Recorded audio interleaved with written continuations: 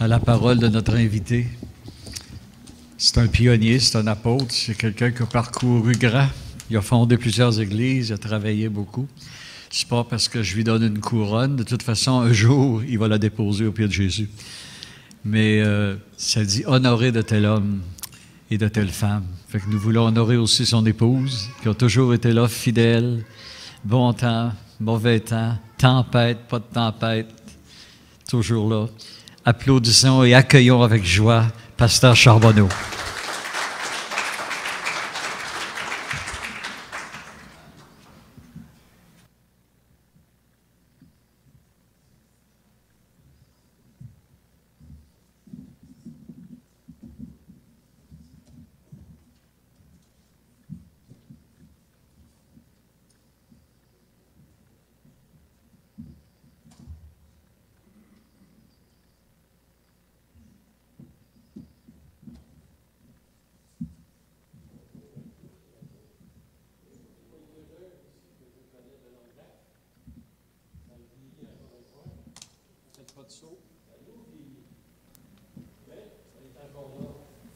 Puis je suis content de vous voir que le Seigneur vous a gardé jusqu'à maintenant. Et puis, on disait 53 ans de ministère. Ça paraît long, hein? Mais ça a été vite. On s'arrête, moi et mon épouse, des fois, pour considérer les années. Puis on dit, le Seigneur nous a donné tellement une belle vie. Puis aussi, avec des gens qu'on aimait. J'aimerais vous dire que ceux qui nous connaissent de longue date, qu'on vous aime énormément. Et c'est sincère. Et puis, on ne peut pas vous oublier. Et puis, vous avez failli faire de moi un beauceron. Quand que tu restes 17 ans dans la région, ça commence à t'influencer. Et puis, là, maintenant, on est à Granby depuis 36 ans. Puis, on a pris notre retraite l'année passée. Et puis, on sentait que c'était le temps. Et puis, on avait un assistant, puis c'est lui qui a pris la relève. Alors, je transmets les salutations des frères et des sœurs de Granby. Et puis, je voulais tout simplement vous apporter un message simple, mais un message aussi qui nous ramène dans le temps, dans notre expérience, ou du moins j'espère, dans la plupart de nous, dans notre expérience personnelle. Et quand je dis cela, je parle surtout de la nécessité du Saint-Esprit dans nos vies. Je me souviens, moi, au début, parce que moi, je suis né dans une famille chrétienne, évangélique, Pentecôte. Je suis allé à l'église malgré moi. Les parents m'ont jamais demandé si je voulais y aller.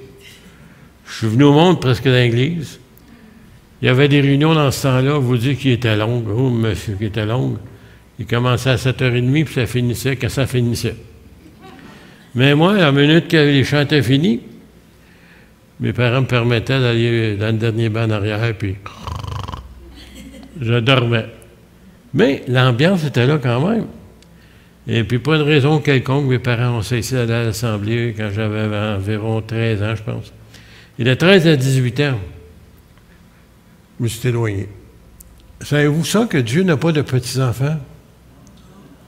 Mon père était chrétien de longue date, des années 30, 1930. J'étais quelque chose de venir au Seigneur en 1930, à Montréal. La persécution, tout se faisait arrêter, passait de nuit en dedans. Notre pasteur a passé des nuits en cellule à cause qu'il prêchait l'Évangile au coin de la rue. C'est un gros crime. Alors, tout cela pour vous dire que j'étais destiné, je pense, à un jour de venir au Seigneur. Et puis, j'ai commencé à chercher, mais il y a quelque chose qui me fatiguait. Quand j'allais dans les assemblées, j'entendais parler de parler en langue, j'entendais parler du baptême du Saint-Esprit. Puis moi, ça me fatiguait parce que j'essayais d'expliquer c'était quoi un chrétien. Avec ta tête, ça ne marche pas. Je vais vous dire, si tu vas essayer ça, ça ne fonctionne pas. J'ai essayé de devenir chrétien, ça ne fonctionne pas. J'ai essayé de faire toutes sortes de sacrifices pour être un chrétien, ça ne fonctionne pas. Faut que tu naisses de nouveau. Puis là, avant d'arriver là, ce qui me fatiguait, moi, c'est parler en langue-là, et le baptême de Saint-Esprit. Je n'étais pas capable d'expliquer ça. C'était surnaturel. Puis ça m'a attiré pour un jour de recevoir cette expérience-là après la nouvelle naissance. Et là, je veux m'en venir à mon message de ce matin. Je ne sais pas si je vais avoir le temps de tout faire ou de tout vous lire ce que je voulais. C'est la nécessité de l'Église. Je répète, la nécessité. Ce n'est pas une option. C'est pas si ça te tente. C'est nécessaire. Si tu veux avancer avec le Seigneur, puis si tu veux accomplir ce que le Seigneur te demande, sans le Saint-Esprit, tu ne peux pas le faire. Et il y a quelque chose qui me fascinait, moi, parce que je recherchais le baptême du Saint-Esprit, mais l'affaire que j'avais la difficulté à comprendre, je le demandais, je ne le recevais pas, mais peut-être je le demandais mal. Souvenez-vous ce que Jésus a dit, si quelqu'un a soif, qu'il vienne à moi.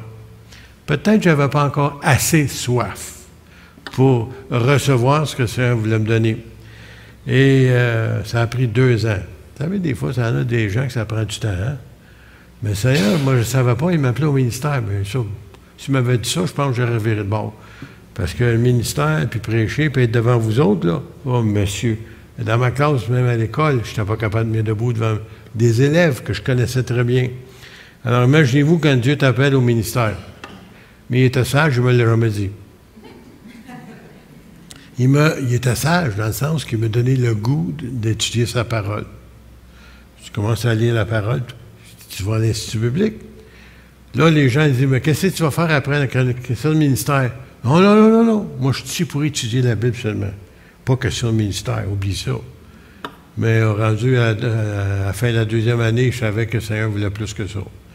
Et puis, il était sage, hein, il ne me l'a pas dit, sans ça, je pense que je serais sorti tout de suite. Mais la nécessité, je vais revenir avec ça. Dans Luc 24, je vais vous donner quelques versets là, pour appuyer ce que j'avance. Et il leur dit, « Ainsi il est écrit que le Christ souffrirait, qu'il ressusciterait des morts le 3e jour. » C'est Jésus qui parle. « Et que la repentance et le pardon des péchés seraient prêchés en son nom à toutes les nations. » Ça, c'est inclus les Beaucerons. « À commencer par Jérusalem. » Puis là, il dit ici à ses disciples, « Vous êtes témoins de ces choses. » Alors, nous autres, on n'était pas là quand c'est arrivé. Mais on est témoins parce qu'on a expérimenté la nouvelle naissance, la présence de Dieu, la connaissance de notre salut, la connaissance de Dieu, de sa parole. Alors, nous, on est ces témoins de ces choses, parce que depuis ce temps-là, on a vu des choses qui appuyaient ce qui est écrit dans sa parole. Et voici, j'enverrai sur vous ce que le Père a promis, mais vous restez dans la ville jusqu'à ce que vous soyez revêtus de la puissance d'en haut. Alors, les disciples, là, souvenez-vous, Jésus, après 40 jours après sa résurrection, il est monté au ciel. Mais il dit rester à Jérusalem, parce que les autres, mais ils voulaient faire quelque chose, mais souvenez-vous de Pierre et les autres. C'est une gang de peureux. Hein? Quand Jésus il est mort, souvenez-vous ce qu'ils ont fait, ils barraient toutes les portes, les fenêtres, puis tout ce qu'il y avait, puis ils se cachaient, il avait peur de tout le monde. Puis le Seigneur leur dit qu'il était pour être ses témoins. Mais il dit, vous recevrez une puissance. Je répète, et vous recevrez une puissance. C'est quelqu'un qui était gêné, qui n'était pas capable de se présenter, encore bien moins vous parler ce matin, c'était moi. Moi, là, ça ne se fait pas. Être gêné comme moi, c'est pas possible. Puis le Seigneur, seulement après que j'ai reçu, parce que je disais, si vous avez soif, si quelqu'un a soif, je voulais recevoir cette puissance de Saint-Esprit pour une raison, pour être un témoin. C'est la raison pour laquelle, il y en a plusieurs, vous avez oublié le pourquoi vous avez reçu le baptême du Saint-Esprit, ou pourquoi vous le vouliez au début. C'est parce que vous vouliez être des témoins efficaces. Comment est-ce qu'on le sait, la différence? C'est quand on commence à annoncer l'Évangile. Les gens ont autant vous dire qu'on ne prêche pas l'Évangile, on témoigne le nom du Seigneur, puis on parle du Seigneur. Puis avec des versets bibliques entre-temps, là, tu sais, parce que c'est la parole qui ne revient pas sans effet. Et puis lorsqu'on témoigne comme cela, la puissance du Saint-Esprit qu'on a reçue au baptême du Saint-Esprit, si vous vous en servez, va les convaincre, ces gens-là. Même quand vous venez les quitter, même s'ils ne veulent rien savoir, dans la nuit, des fois, le Saint-Esprit les réveille puis il leur répète ce que vous avez dit dans le jour. Parce que vous avez reçu une puissance, le Saint-Esprit, comme dans le temps de Jésus, il était capable de convaincre le monde. Alors, pour être témoin, il dit, et là, après ça, il monte au ciel, mais il dit, regardez bien ça, verset 52. Là, il se passe, là, il ne dit pas ici, mais il s'est passé 10 jours entre la journée que Jésus monte au ciel et la journée, la Pentecôte, lorsqu'ils ont reçu le baptême du Saint-Esprit. Okay? Puis regardez ça, parce que là, on le prend dans Luc, ils ne l'ont pas encore reçu. Mais il nous dit ici, verset 52, « Pour eux, après l'avoir adoré, ils retournèrent à Jérusalem avec une grande joie. » Mais ils n'étaient pas prêts encore, l'autre, malgré qu'il y avait une grande joie. Ils étaient continuellement dans le temple et louant et bénissant Dieu. Ils faisaient quoi? Ils attendaient. Ils attendaient. Ils n'ont pas pensé à faire des choses, ils disaient attendre. Et dans Marc, chapitre 16, qu'on connaît très bien, j'espère, à partir du verset 15, il dit « Allez par tout le monde, quand Jésus est parti, et prêchez la bonne nouvelle à toute la création. Celui qui croira, qui sera baptisé, sera sauvé, mais celui qui ne croira pas sera condamné. » Et après ça, il dit au verset 17, « Voici les miracles qui accompagneront ceux qui auront cru. » Qu'est-ce qu'il dit ici? Ceux qui auront cru. C'est qui ce monde-là? C'est nous autres. Mais si tu as su le baptême de cet esprit, tu es plus puissant qu'avant de juste de témoigner. Il y a une puissance. Il dit, je répète, voici les miracles qui accompagneront ceux qui auront cru. Après ça, il dit, en mon nom, ils chasseront des démons. Pas les démons vont vous chasser. Non, je suis curieux quand je dis ça, là, vous allez peut-être rire, mais moi, je faisais un pasteur. Écoutez, moi, j'étais étudiant en études publiques, lui, il était pasteur. Lui, il avait peur quand quelqu'un était possédé de démons. Qu'est-ce qu'il faisait en ce temps-là? Il demandait à quelqu'un d'autre d'aller prier. Pas ça. Vous allez chasser des démons. On ne commence pas à aller de porte en porte chercher des démons. Non, non. Quand il se présente, quand vous allez en voir un, parce qu'il ne se montre pas physiquement, là, mais vous voyez son œuvre, vous êtes capable de prendre l'autorité et le chasser dans le nom de Jésus. Pas le démon qui va vous chasser. Puis il y a des gens qui ont peur des démons. Puis vous remarquez tous les films qui passent maintenant depuis quelques temps à la télévision. Toutes des affaires occultes, des esprits, toutes sortes d'affaires comme ça. Fait peur au monde. Puis le monde aime ça. Puis les chrétiens, ils ont peur des démons. Pas logique, hein? On continue. Il dit, en mon nom, ils chasseront des démons et ils parleront de nouvelles langues. Ça, c'est quand on est baptisé à l'esprit, bien entendu. Et ils saisiront des serpents. Allez pas jouer au zoo de Granby avec les serpents, là. Non, non, s'il vous plaît, là. Si le serpent vous attaque puis vous êtes en train d'évangéliser, bien là, c'est autre chose. Demandez à Paul, il connaît ça, lui. L'apôtre Paul, tu es en train de faire un feu, dans les branches, il sort un serpent, puis il mord. Puis ce serpent-là, d'après eux autres, il devait mourir. Puis il le regardait. Vas-tu mourir? Il n'est pas mort. Là, ils ont pensé que c'était un Dieu. Mais juste pour vous dire que le Seigneur nous protège. Je vais rajouter, écoutez bien ça, là, vous êtes encore avec moi? Ils saisiront les serpents. S'ils boivent quelques breuvages mortels, il ne leur fera point de mal. Bon, je vais juste m'arrêter un petit peu parce que je vais vous expliquer ça. Dans tout ce qu'on boit, ce qu'on mange aujourd'hui, qui est modifié de toutes sortes de façons, avec toutes sortes de procédés, en tout cas, je me demande comment ça fait qu'on est encore en vie des fois. Tu sais, il y a des affaires, là, honnêtement, là, c'est dangereux ce qu'on mange, puis on ne sait même pas. Mais le Seigneur, malgré nous autres, parce qu'on est innocents, nous autres, on le mange, puis on le boit. Puis on est encore là. Le Seigneur nous a préservés, malgré vous autres. Alors ici, c'est vrai, ça, ici. Après ça, il dit, ils imposeront les mains aux malades, et les malades seront peut-être guéris. C'est ça que vous avez dans votre Bible, là? Non? Bien, il y en a des gens qui pensent comme ça. Même, il y en a plus que ça. Ils pensent que ces choses-là sont arrivées dans le temps des apôtres, puis quand les apôtres sont morts, bien, fini. Il n'y en a plus. Ça a arrêté là. Et, mais le Seigneur, après leur avoir parlé, dans Marc 5 toujours, il fut enlevé au ciel, comme on vient de lire tout à l'heure, et s'assit à la droite de Dieu. Et il sans en l'air prêcher partout. Quand? On sait bien que c'est après la Pentecôte, bien entendu. Là. Le Seigneur travaillait avec eux et confirmait la parole par les miracles qui l'accompagnaient. En d'autres mots, le Seigneur, même si c'est au ciel, il travaille avec vous et avec moi. Combien de fois j'ai prié pour des gens, une chance que des fois, ils ne nous disent pas hein, qu'ils sont guéris. C'est un peu comme les 10 lépreux. Souvenez-vous des 10 lépreux? Hein? Il y en a un qui est revenu. Jésus dit, vous n'étiez pas 10? Oui. Puis il dit, toi, tu es un Samaritain, tu n'es même pas un Juif. Puis tu es revenu me remercier parce que j'ai prié pour toi, puis tu étais guéri. Les autres, où sont-ils? Bon, ben ça, là, imaginez-vous tous les gens qui avaient eu des guérisons et des miracles au travers des serviteurs de Dieu et au travers des enfants de Dieu. Filles, comme vous êtes un enfant de Dieu, vous avez cette même puissance-là. Tous ces gens-là seraient encore là. Imaginez-vous, là, il n'y a plus d'église assez grande pour tout accommoder ce monde-là. Une fois, je me suis arrêté pour calculer combien de personnes étaient passées à notre église en tant d'années, puis on était rendu au-dessus de 1000. On n'a jamais eu 1000 personnes dans notre église. Mais ils ont passé, ils ont eu des guérisons, ils sont partis.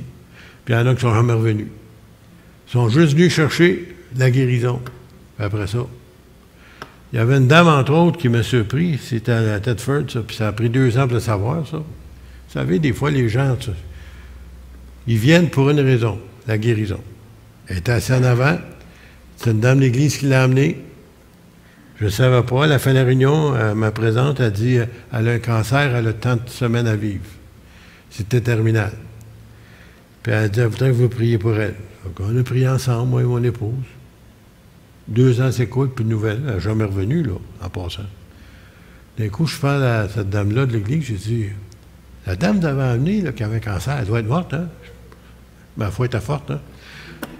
Elle doit être morte. Ben oui, mais j'attends plus parler d'elle, elle doit être morte, je sais pas, tu sais. Je dis non, elle était guérie. Ah, les 2 bras m'ont tombé. Ça aurait-on été un beau témoignage dans l'Église, des gens comme ça qui viennent témoigner la puissance de Dieu, ça encourage les autres de recevoir. Mais non, 2 ans plus tard. Puis je ne l'ai jamais vu, hein? Pareil comme les 9 lépreux. Bon, il y a ça, c'est des grosses choses. Mais il y en a d'autres, c'est des petites affaires bien simples. Des mal de dos, des mal d'oreille, des mal de tête, des ci, en tout cas. Puis le Seigneur les guérit quand même. Peu importe.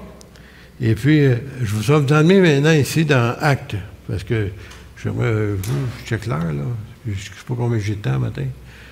Alors, c'est dans les actes qui racontent qu'est-ce qui s'est passé. On dit les actes des apôtres, on devrait dire les actes du Saint-Esprit, hein, parce que c'est le Saint-Esprit qui faisait ce travail-là. Alors, on sait que, à partir du verset 4, hein, comme il se trouvait avec eux, il leur recommanda de ne pas s'éloigner de Jérusalem, comme on vient d'entendre, mais d'attendre ce que le Père avait promis. Car Jean a baptisé d'eau, mais vous, dans peu de jours, vous serez du baptême du Saint-Esprit. C'est où Jean-Baptiste avait dit ça? Bon. Alors ici, je vais aller un peu plus loin. Puis il dit ici, verset 8. Mais vous recevrez, il répète encore la même chose qu'il avait dit dans Luc, mais vous recevrez une puissance. Pas des frissons. Parce que des gens, quand Saint-Esprit vous touche, oui, on a des réactions. Il y en a même, moi, ça m'est arrivé même une fois, moi je connais ça pas ça, un évangéliste vient pour prier pour moi, je ne sais même pas s'il m'a touché. Les pattes m'ont levé de terre, je suis sur le tapis, puis j'étais là, en tout cas pour moi, au-dessus d'1 heure. Je ne savais pas, moi, là, combien de temps j'étais là. Quand je me suis relevé, tout le monde était parti, j'étais encore là. Pour moi, il s'est passé quelque chose. Quand le Saint-Esprit touche, là, il se passe quelque chose. Des fois, tu ne sais pas exactement quoi, mais j'ai su cette journée-là, quand je suis retourné à la maison, mon ministère venait de changer. Je ne pouvais pas mettre le doigt dessus, mais je savais que Dieu avait fait quelque chose quand il m'a touché comme ça, de cette façon. Puis c'était pas le baptême, là. C'était une expérience après le baptême. Alors, il se trouve avec eux, puis il leur recommande de ne pas s'éloigner, mais d'attendre. Hein? La puissance du Saint-Esprit survenant sur vous, et vous serez mes témoins. Si vous ne l'avez pas encore, si vous voulez le Saint-Esprit ou le baptême du Saint-Esprit, c'est pour être ses témoins. Si vous voulez l'avoir pour avoir des frissons, puis des chaleurs, puis non, oubliez ça. Ça ne vous donne rien, ça. Le Saint-Esprit, le baptême du Saint-Esprit était donné pour être un témoin. Ça veut dire pas pour vous, là, pour atteindre les autres. Puis Dieu va servir de vous. Après ça, il nous dit ici, je suis obligé d'aller un peu plus vite, il y a trop de versets, là. Mais regardez ce qu'il dit. « Et vous serez mes témoins à Jérusalem. » Souvenez-vous de Pierre, hein, devant une petite femme, là, dans le prétoire. Je ne le connais pas. Hey, le Seigneur, son maître, pendant 3 ans de temps, il a vu des miracles, il a vu des morts ressuscités sur son message. Je ne le connais pas. Il était peureux. Bon, mais c'est le même. Il dit, vous serez mes témoins. Alors, si tu avais Pierre comme témoin, comme il était avant, ça n'aurait pas valu cher. Mais vous serez mes témoins à Jérusalem, dans toute la Judée, ça c'est le contrée d'alentour, dans la Samarie, ça c'est une place qu'eux autres ne voulaient pas aller, les Juifs, parce que c'est une race mélangée, ce n'est pas des Juifs pure race, comme on dirait, là. Et puis, les gens ne voulaient pas aller là. Ben, il dit, vous allez vous évangéliser ces gens-là aussi. Après ça, il dit, jusqu'aux extrémités de la terre. Ah, il a oublié quelque chose. Et la Beauce. Et la Beauce. Et la région. Et le Québec, bien entendu. Après avoir dit cela, je suis enlevé au ciel. Bon, là, ici, on va aller dans le chapitre 2, l'expérience. Vous la connaissez tous, j'espère. Vous la connaissez tous, ce texte-là. Le jour de la Pentecôte, ça faisait 50 jours après la résurrection du Seigneur. Ils étaient tous ensemble dans un même lieu, puis tout à coup, j'aime ça la manière que c'est dit, hein, tout à coup. Tu ne sais jamais quand ça va arriver. Mais la journée-là, là, c'était tout à coup. Et il fait 10 jours que tu es en prière. Il y a au moins 500 personnes qui ont attendu Jésus dire d'attendre à Jérusalem. Et des 500, il est rendu à 120. Il y en avait 380 qui ont manqué. Le rendez-vous. Parce que, écoute, une journée, 2 jours. Et c'est long d'attendre, là, tu sais jamais quand ça va arriver, cette affaire-là. Il ne t'a pas dit que ce serait dans 10 jours. Il dit d'attendre. Oui, mais Seigneur, attendre quoi? 1 mois? 6 mois? Il ne sait pas, là. Puis il y en a 120 qui ont persévéré. Et tout à coup, ça n'attendait pas. Un bruit comme celui d'un vent impétueux. Et quand je vous lis ça, là, il y a quelque chose comme ça, il y a plusieurs années, dans le Québec, dans le nord du Québec, qui est arrivé. Et quelqu'un m'a fait écouter cette cassette-là dans une réunion autochtone où les fenêtres, c'est en hiver, les fenêtres sont fermées toutes. Puis la présence de l'Esprit est arrivée, puis a entendu le bruit d'un vent rentrer dans la salle. Puis tu l'entends, tu entends le bruit du vent rentrer dans la salle. Alors, Saint-Esprit a été rentré cette journée-là aussi, comme un vent.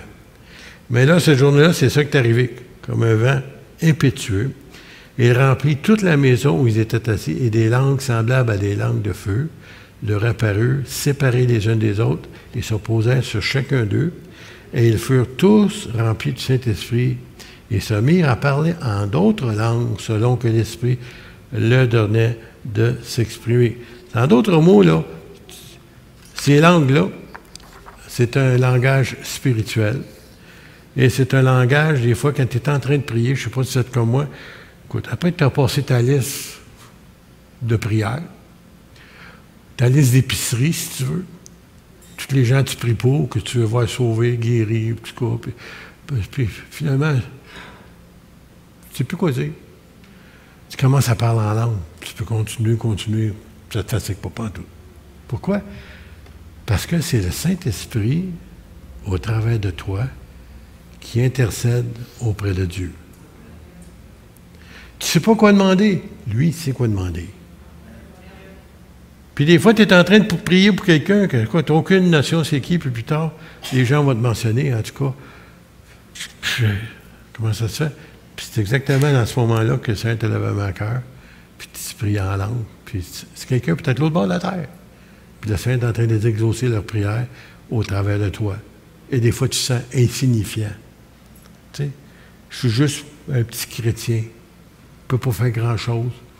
Si tu es entre les mains de Dieu, puis tu laisses le Saint-Esprit agir dans ta vie, il y a des grandes choses qu'il peut faire avec toi. Je continue.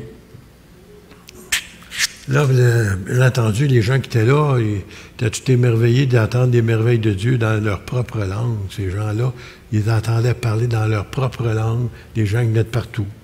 Puis, souvenez-vous, c'est des gens comme on dirait, on va prendre ça dans notre terme aujourd'hui, c'est des beaucerons qui commencent à parler toutes les langues connues. Où est-ce qu'ils ont pris ça? C'est un miracle. Puis là, les gens étaient étonnés d'entendre ces gens-là parler des merveilles de Dieu. Et ils disaient, c'est des gens sans instruction. Parce que, ils disaient, c'est des gens, des Galiléens, là, ça ne pas. La plupart, c'est des pêcheurs d'hommes, c'est des pêcheurs de poissons, si vous voulez. Ils sont devenus des pêcheurs d'hommes après ça. Et tout le monde était dans l'étonnement. Regardez bien ça, chapitre 2. Continue tout le temps. Il leur dit à ces gens-là, car la promesse est pour vous, les gens qui étaient là, pour vos enfants, pour tous ceux qui sont au loin, Saint-Georges de Beauce, et ainsi aussi grand nombre que le Seigneur notre Dieu les appellera. Si tu as été appelé au Seigneur, tu as été sauvé, tu es appelé à recevoir le baptême du Saint-Esprit. Ce n'est pas juste eux autres ou un petit groupe de gens. C'est tout le monde qui veulent obéir au Seigneur puis qui veulent être un témoin et qui ont soif de Dieu. Le Seigneur veut te le donner. Moi, je me souviens de mon expérience parce que, écoutez ça, je vous ai dit, j'ai été baptisé de Saint-Esprit au bout de deux ans. Je commençais à être tanné, moi, là. Je le voulais, je ne le recevais pas. Mais le Seigneur, il est sage, hein? Il m'appelait au ministère. Puis moi, Seigneur, belle valeur, il ne me l'avait pas dit, hein? J'aime ça, des fois, Dieu garde des secrets, hein? Il ne dit pas tout. C'est que là, il m'a à cœur d'étudier la parole, mais il faut que je rentre à l'Institut biblique pour aller étudier. Puis, Seigneur, c'est belle valeur, là. Moi, je ne rentre pas à l'Institut biblique à moins que tu me baptises du Saint-Esprit. Tu as compris? T'en parles de ça, là? Je ne le recherche plus. Parfait, tu me trouves. Tu sais, écoute, t'avances. Les gens prient pour toi. Non, finis ça. Je n'avance plus. Si tu veux, si tu m'appellerais demain, Seigneur, tu vas me baptiser Saint-Esprit, puis je ne le veux même plus. Dans une réunion de jeunesse, un samedi soir, après avoir fait du porte-en-porte, à Chaumédé à Montréal, puis c'était tous des jeunes. Puis là, à un moment donné, un de mes amis dit « Ah, je suis déjà allé à une place où ils se donnaient la main, ils font louer le Seigneur ensemble, puis quand le Saint-Esprit touchait une personne, ça faisait le tour. » Moi, là, tu vois, en tout cas. Ah oui, donc, donne les mains à tout le monde. Hey, à un moment donné, il y en a un qui se tourne vers moi, il dit « Veux-tu recevoir le baptême du Saint-Esprit? » Hey, écoute, ça fait 2 ans que je cherche tout là. Il n'a pas me demandé une question pareille, tu sais. J'arrive et dit « Ben, dis, mets-toi à genoux. » Les 2 mains levées. Hey, après 1 heure, là, j'étais fatigué, j'avais mal aux... Une chance qui me tenait, parce que je suis tombé face à terre, moi. Les 2 mains dans les airs, fannées comme ça, là, tu sais. 1 heure de temps, là, tu sais, les genoux me faisaient mal. Vont-tu me lâcher, tu sais? Vont-tu me lâcher? Finalement, il me vient 3 langues, 3 mots en langue, que je ne comprenais pas, sauf que j'ai été capable de reconnaître que c'était des mots peut-être probablement en italien ou en espagnol. Ah, ça doit être ça. Bon, je les ai laissés sortir, puis là, ils m'ont laissé tranquille. Là, après ça, on a prié pour un autre, puis là, il y a eu de suite. C'est choquant, ça, lui, tout de suite. Là. Moi, en tout cas. Finalement, après tout ça, là, je rentre à l'Institut biblique, mais là, je suis tanné, moi, de prier avec 3 mots en langue. Tu sais, tu viens prier en langue, 3 mots. Après, il n'y a pas d'autre. Tu répètes, un peu comme un paraquet, il n'y a pas d'autre. Hey, Seigneur, faut que tu te mettes d'autres choses. C'est pas ça. Je n'ai besoin de plus que ça. À un moment donné, quelqu'un nous invite à une réunion à Rosemont, à Montréal. Il y avait un invité, je ne sais même pas son nom. Fait que tout le monde en parlait. Bon, je vais aller faire un tour. Puis là, j'étais en arrière. Puis il dit, si vous trouvez que vous n'en avez pas reçu assez, vous n'en voulez plus, avancez en avant. Hey, moi, là, tu ne me diras pas ça 2 fois. Hein? Hey, je m'en vais juste dans l'allée. Je commence juste à avancer. Je parle en langue couramment.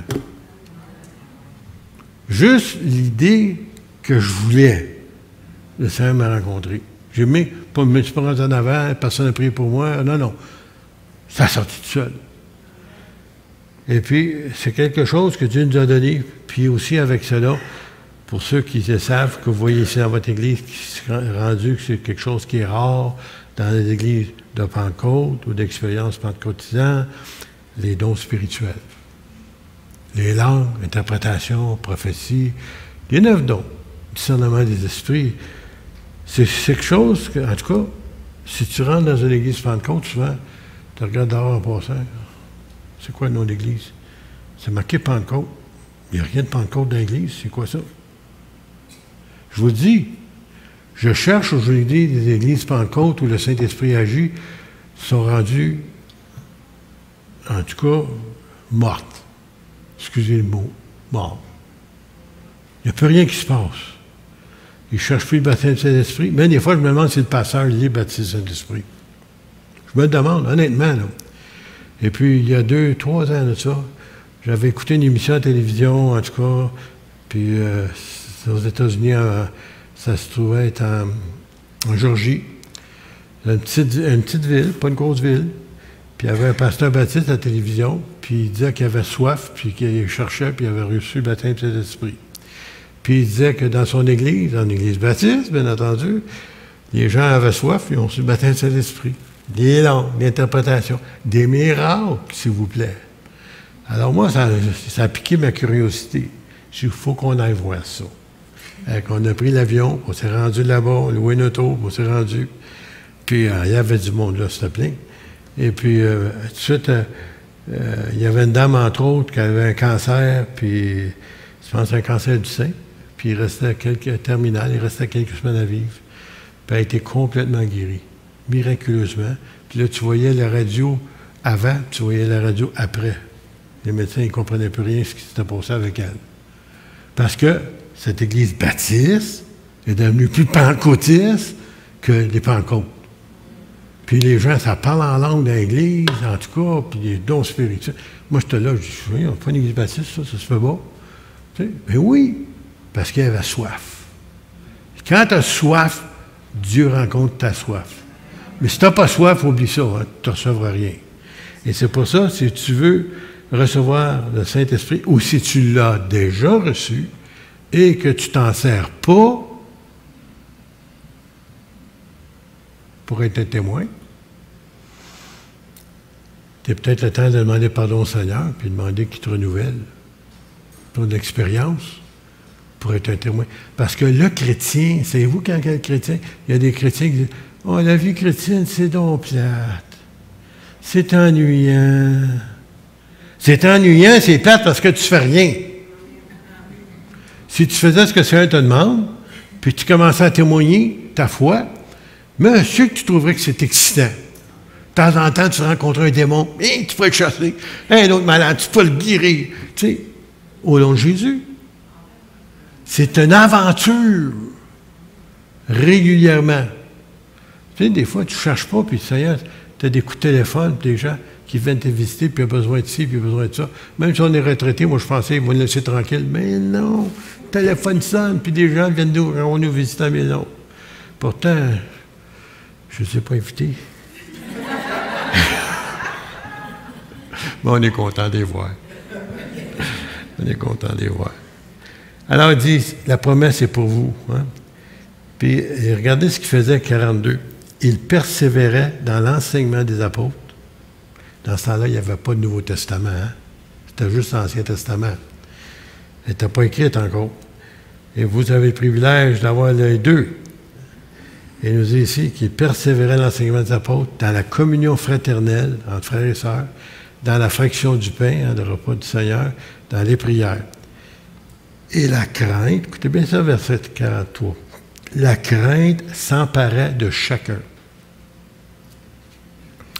Pourquoi? Parce que j'aimerais vous dire, là, arrêtez pour réfléchir un instant. Nous autres, c'est un Dieu, un feu dévorant notre Dieu. C'est un Dieu qui est sérieux.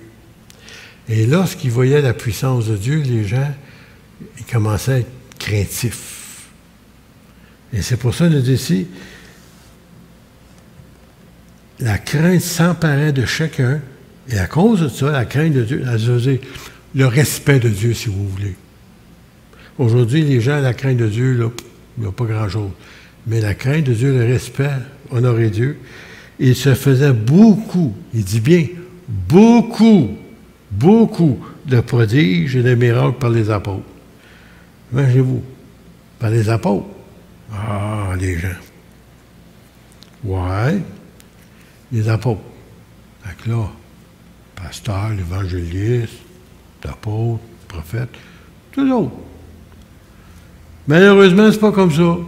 Puis on vient de lire tout à l'heure que le Seigneur disait qu'il était observé de tous ceux qui recevraient la puissance de Saint-Esprit. Pas juste les 5 ministères, tous ceux qui ont reçu la plénitude du Saint-Esprit. Bon, moi, je voulais vous donner la suite ici. Acte 8. On va sauter au Acte 8 pour le premier verset. Souvenez-vous de Saul, qui est devenu l'apôtre Paul plus tard, avait approuvé le meurtre d'Étienne, qui était un diacre, un des premiers diacres. Il eut en ce jour-là une grande persécution. Est-ce qu'on va attendre une grande persécution pour se réveiller comme chrétien? Parce qu'eux autres, là, ils étaient tellement heureux à l'Église de Jérusalem, avec des milliers de conversions, des baptêmes du Saint-Esprit, des guérisons. Hey, c'est la fête! Hey, Jérusalem, merci, c'est merveilleux, Seigneur, merci ce qui se passe. Le Seigneur dit, à Jérusalem, en Judée, en Samarie, et jusqu'aux extrémités de la terre. Puis eux autres, ils restaient à Jérusalem. Il leur dit ici, il y a eu une grande persécution contre l'Église de Jérusalem. Écoutez bien, là. Et tous, excepté les apôtres. Et tous, excepté les apôtres, se dispersèrent où? Dans les contrées de la Judée et de la Samarie. Tu ne veux pas comprendre? On va exercer quelque chose qui va te faire sortir de ton zone de confort. Puis là, puis savez-vous ce qu'ils ont fait? Partout ce qu'il allait, ils parlaient de Jésus. Un chrétien, là, serait supposé qu'il a de la difficulté de ne pas parler du Seigneur. Pourtant, moi, j'ai beaucoup de sujets, je pourrais vous parler scientifiquement, ainsi de suite, mais la personne qui m'intéresse le plus, c'est Jésus, mon Sauveur. Et je veux juste vous donner ici, verset 4, puis on termine avec ça, 4 à 8. Ceux qui avaient été dispersés allaient de lieu en lieu, annonçant la bonne nouvelle de la parole. Ça ne dit pas qu'ils ont parti prêcher. C'était des prédicateurs, c'était des apôtres, non, non. C'était des chrétiens normaux qui ont commencé à annoncer la bonne nouvelle de Jésus qui est mort, qui est ressuscité, puis qui est venu pour sauver l'humanité. Ils ont commencé partout à annoncer ça, aller aux voisins, partout ce qu'il allait. Et Philippe, c'était un autre diacre. Vous savez, les diacres dans ce temps-là, là, je vais juste vous conter une petite anecdote ici.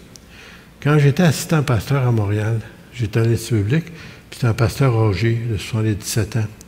Je commence à le rattraper, moi, là. Il ne faut pas que j'ai ça trop fort. Donc là, à un moment donné, moi, j'avais à quoi, là? 19 ans, 20 ans. Puis je faisais tout ce que lui ne voulait pas faire. Préparation de scène, conduire les chants, faisais les codes du dimanche aux ados. Et puis, là, dans la classe des ados, on était rendu à les actes, puis on parlait des diacres. J'ai dit, c'est quoi le travail d'un diacre? Et là, les enfants du diacre, de cette église-là, il dit, je sais. C'est quoi? Ça compte l'argent.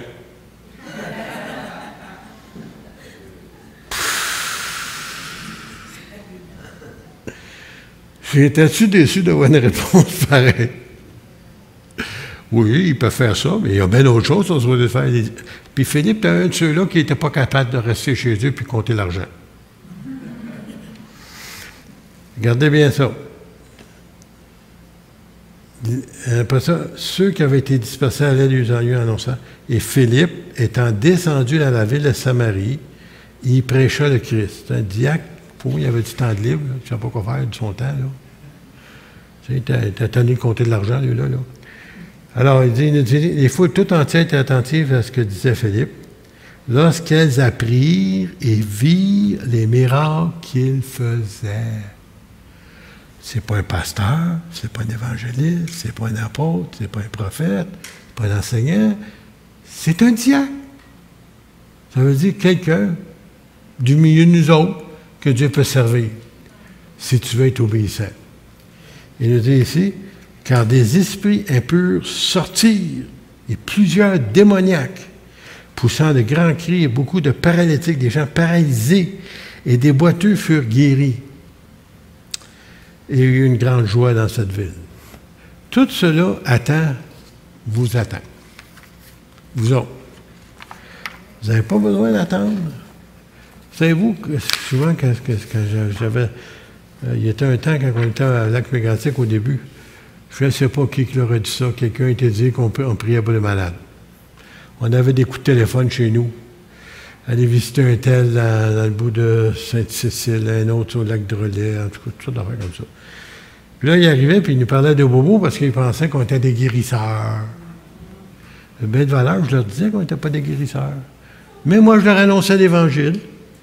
Je leur annonçais le salut. Je leur faisais faire la prière de repentance. Puis après ça, je dis, voulez-vous, on prie pour vous? Puis on priait, puis c'était un des guérisseurs. On était toujours étonnés, nous autres. Là, quand on était là, le téléphone sonnait chez la femme. Il y en a un autre qui voulait qu'on aille prier pour eux autres dans le rang, plus loin. C'est ça que ça fait.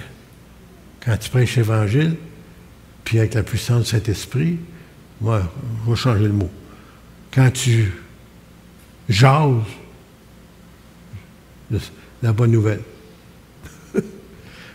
La plupart d'entre vous autres, vous n'avez pas de misère de parler, hein? Je parlais avec des hommes, ils vont parler d'auto, ils vont parler de chasse, ils vont parler de pêche, tout ça. Pas de misère.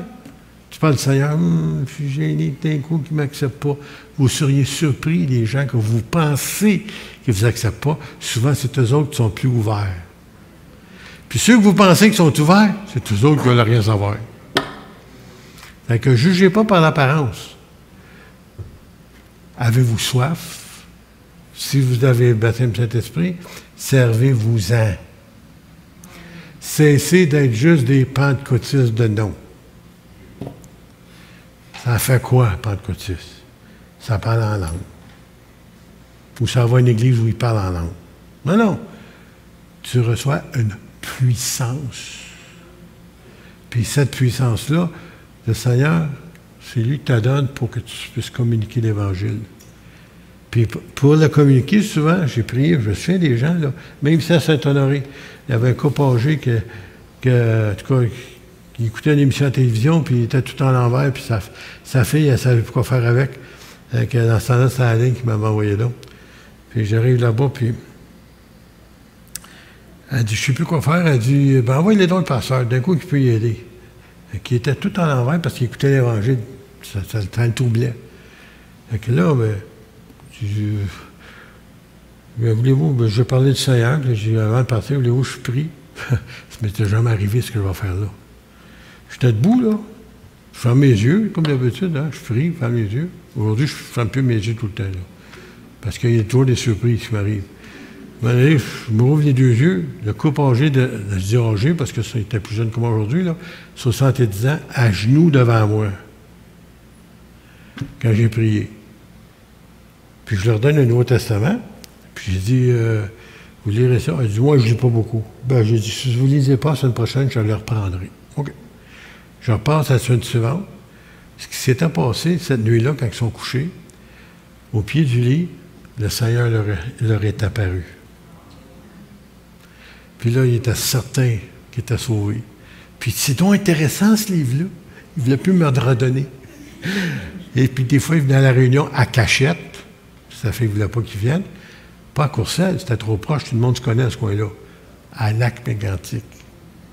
Avec son fils des États-Unis. Alors, vous ne savez jamais qu'est-ce qui peut arriver. Il y a des gens qui ont soif. Et surtout, je ne sais pas si j'ai le temps de vous dire ça. Quand vous parlez avec des personnes âgées, souvent, c'était des gens qui étaient religieux. Quand je dis religieux catholiques, là, romains, servez-vous de la religion pour les emmener à Jésus. Comment je vais vous dire ça? Moi, je leur dis que j'aime Marie. Ils sont tous surpris parce qu'ils se sont fait toujours dire que les évangéliques, ils n'aiment pas Marie. Ben oui, je l'aime. C'est la mère de notre Seigneur. Physique, bien entendu.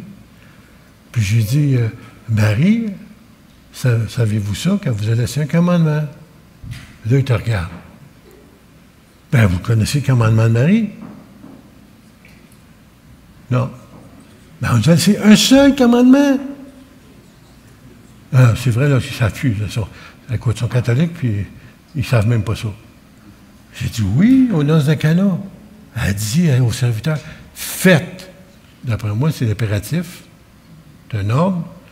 Tout ce qu'il vous dira de faire. Puis moi, j'aime tellement Marie, là, que j'oublie à Marie. Je vais à Jésus. Vous voyez aller à Jésus. Je ne sais plus quoi dire. On fait une petite prière, puis souvent, il saisit ce salut-là.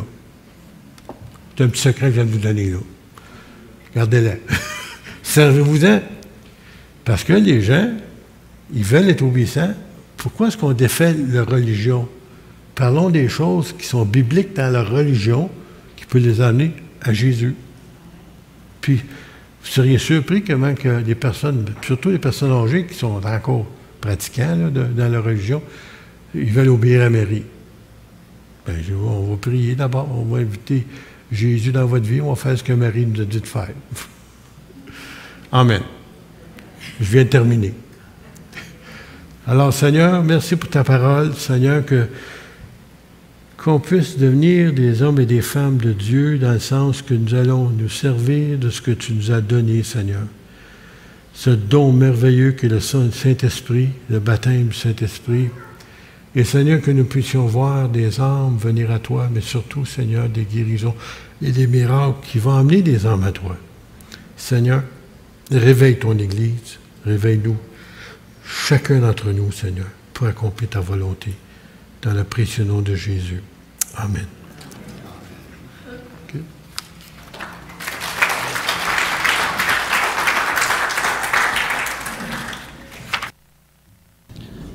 C'est aussi simple que ça. C'est pas compliqué être au Seigneur puis obéir au Seigneur. C'est très simple. Dieu n'a jamais demandé quelque chose de difficile, Seigneur. Juste d'obéir. C'est simple commandement.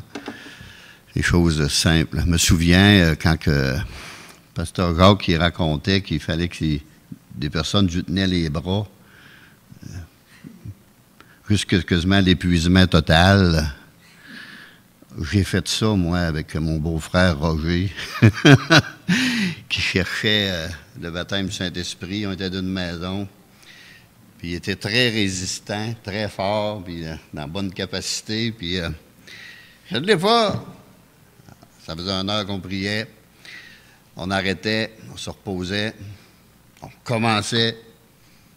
Encore 1 autre heure. Je ne l'ai pas. En dernier, on lui tenait les bras. Le Seigneur m'avait dit qu'il aurait fallu qu'il l'épuise toutes ses forces pour qu'il s'abandonne au Seigneur. Puis là, il s'est mis à parler en langue. Persévérer. Persévérer. Puis là, il était content. Ah! Là, c'était... la joie était à grandeur de... Je sais pas si c'était dans... Je ne peux même plus savoir quelle maison que c'était, là, mais... il y avait de la joie. Alors, c'est aussi simple que ça. Moi, j'ai été baptisé du Saint-Esprit dans ma chambre. J'ai dit au Seigneur de me baptiser du Saint-Esprit. Il me venait des mots. Mais moi, je suis un gars calme. Hein. Vous savez que je ne suis pas trop énervé. Hein. Je me plante ici, puis je prêche. Je ne bouge même pas de... je ne fais même pas un pas en arrière, des fois. Fait que c'est pas l'homme qui bouge le plus. Mais à chaque soir, les mêmes mots me revenaient. Bon, ça ne peut pas être ça. Ça ne peut pas être ça. Ça se peut pas. Puis au bout d'une semaine, j'étais à une réunion de prière. Il y avait eu un enseignement, études et prières. Puis là, on va terminer par la prière. Puis je me suis mis à parler encore les mêmes mots. Ça doit être ça. J'ai commencé à exprimer ça. Puis c'était le baptême du Saint-Esprit. Calme comme ça. Mais le Seigneur me l'avait donné la première soir que je l'avais demandé. Mais ça ne peut pas être ça. Ça sort de ma bouche. Là. Ça vient dans mon intelligence, ça vient dans ma pensée. Ça vient... Oui, mais l'Esprit est en nous autres. Là. Si je ne cède pas ma langue, il ne parlera jamais. Il faut que j'y cède ce petit muscle-là. Puis la journée que j'y ai cédé, puis après, laissez-moi vous dire que j'ai su à quoi ça servait. Parce que comme le pasteur Charbonneau nous disait, quand on n'a plus rien à dire, là, on commence à parler en langue, puis là, il en vient. Puis plus que tu parles, plus qu'il en vient. Plus que tu parles, plus qu'il en vient. Ça peut durer des heures et des heures. Je me souviens d'une réunion de prière à Courcelles. J'avais intercédé en langue. J'étais plus capable, là, de dire en français. Puis là, je me suis mis à intercéder en langue. Puis là, je nommais des personnes. Puis je nommais des noms. Puis je nommais des noms. Des noms des personnes qu'on avait témoignées dans le passé. Puis l'année d'ensuite, ça l'a tout rejoint l'Église. Oui, ça l'a tout rejoint l'Église. Je ne vais pas compter ça à personne, j'ai gardé ça pour ces petits secrets personnels qui nous édifient dans le Seigneur, là, puis qui fait grandir notre foi, qu'on garde. Mais l'année d'ensuite, mais Seigneur, j'ai intercédé pour eux autres ce soir-là, un an après, là. Un après l'autre, là, ils rentrent dans l'Église puis ils se convertissent, là. Vous savez, j'écoutais. J'écoutais quand le pasteur prêchait. J'écoutais. Ben, il disait la parole, hein, il expliquait juste la parole de Dieu. J'écoutais. Puis ça m'a rappelé beaucoup de choses.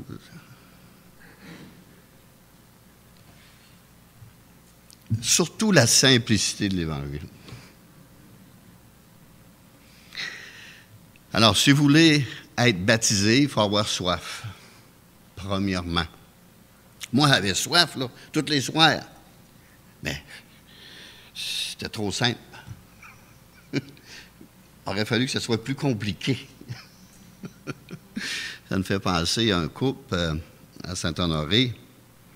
Lui, il était spirituel, puis on lisait la Bible ensemble, il manquait jamais une réunion de prière, puis jamais une Puis on parle de sa femme, du baptême du Saint-Esprit, un peu même, puis première nouvelle que c'est, m'a parlé en langue, puis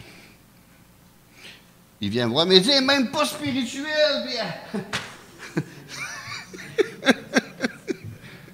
oui, mais tout est trop compliqué. Toi, tu analyses tout. Puis il faut que tu cherches. Là. Elle, tu dis quelque chose, puis simplement, oh, hey, c'est bon. On a demandé. On a eu tout de suite. Ils sont encore dans le Seigneur, là. 35 ans plus tard, c'est pas 40, là. Amen. Alléluia. François va nous conduire en prière. On va le faire travailler un peu.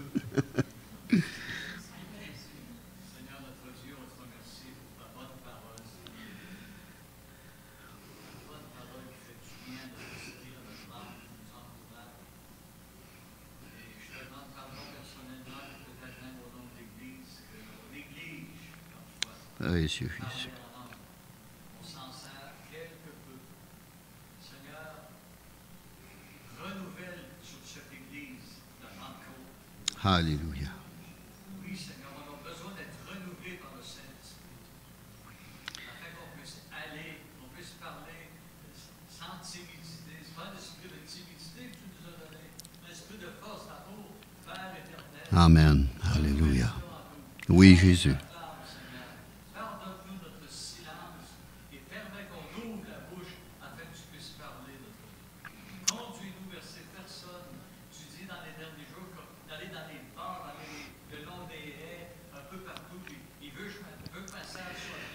Alléluia, Jésus. À tous ces malheureux, à tous ces drogués, à tous ces divorcés qui se sont retrouvés seuls, à tous ceux qui ont perdu un parent, un ami, qui ont faim de la bonne nouvelle, notre Dieu. Donne-nous les mots et qu'on puisse prêcher l'évangile de Jésus. Alléluia. Merci pour cette Église. Merci pour Précieux Jésus. puisses-tu les garder encore précieusement, encore pour qu'ils puissent prêcher ta bonne parole. Au nom de Jésus-Christ, je prie. Amen. Amen. Alléluia. Alors, ça n'existe pas, la retraite, comme ça, Jacques nous a expliqué. Dans le Seigneur, ça n'existe pas. Alors, saluez-vous les uns les autres. N'oubliez pas le tronc. Puis, si vous voulez saluer nos invités, ben, je vous invite à venir.